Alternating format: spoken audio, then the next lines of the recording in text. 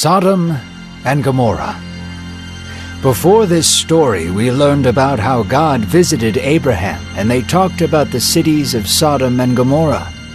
God alluded to Abraham his plans to destroy the city for its wickedness.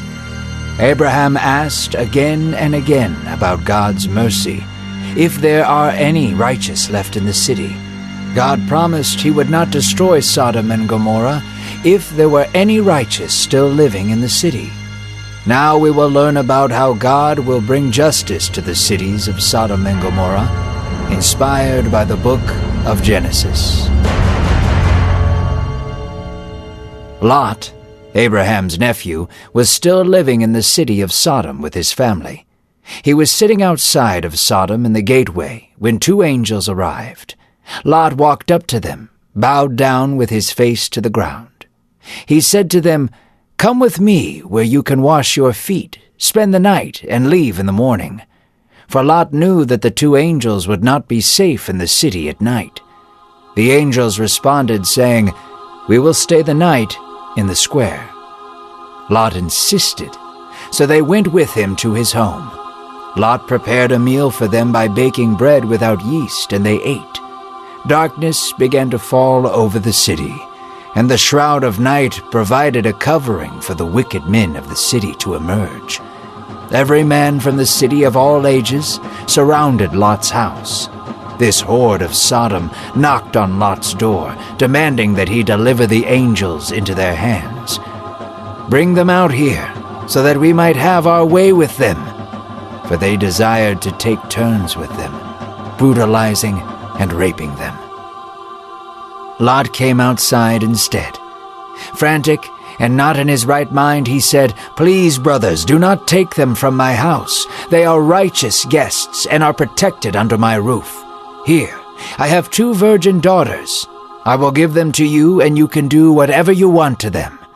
Just do not take these men in my house." There Lot stood, feeling as if he had no choice but to sell out his own daughters. Growing louder and more impatient, the men outside yelled towards Lot, "Get back! You are a sojourner here in our land, and now you want to judge us? Move, or we will do worse things to you than we will to your guests." The men came closer to Lot, ready to break down the doors.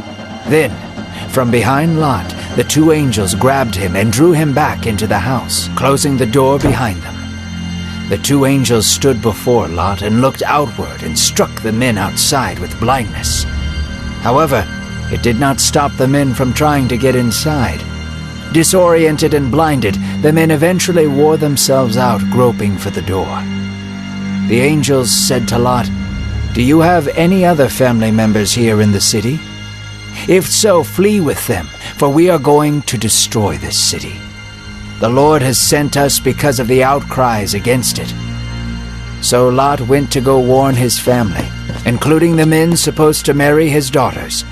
Flailing and frantic, the son-in-laws thought he was joking, so they did not listen and went to bed. Morning came, and the angels came again to Lot, yelling, "Take your wife and your daughters and flee the city. You will be destroyed if you linger any longer." But Lot did linger, indecisive and afraid, and was unable to help himself or his family.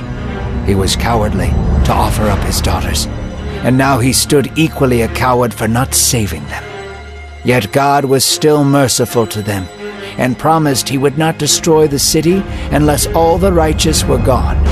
So the angels seized him and his wife and his two daughters by the hand, and they brought him out and set him outside the city.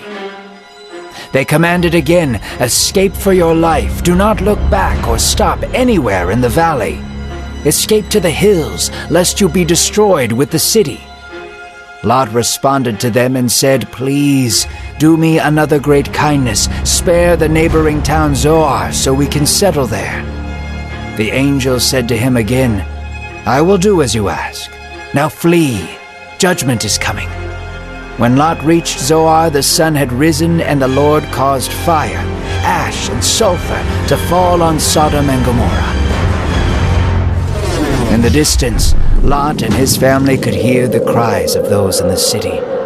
The city of Sodom a nest of rape, murder, and wickedness, fell under the fist of the Almighty. Lot's wife, longing for the city of wickedness again, looked back despite the angel's warning. There, Lot's wife turned to a pillar of salt and died, eventually crumbling beneath the ash and fire. Early the next morning, Abraham went to the place where he had stood before the Lord. He looked down toward Sodom and Gomorrah and toward the valley. Behold, the smoke of the land went up like a furnace. Lot's story would not end here, yet he would rise to repentance like his uncle Abraham. No, Lot's story does not end with him as the hero. Yet God continues to be faithful, and God is the ultimate hero.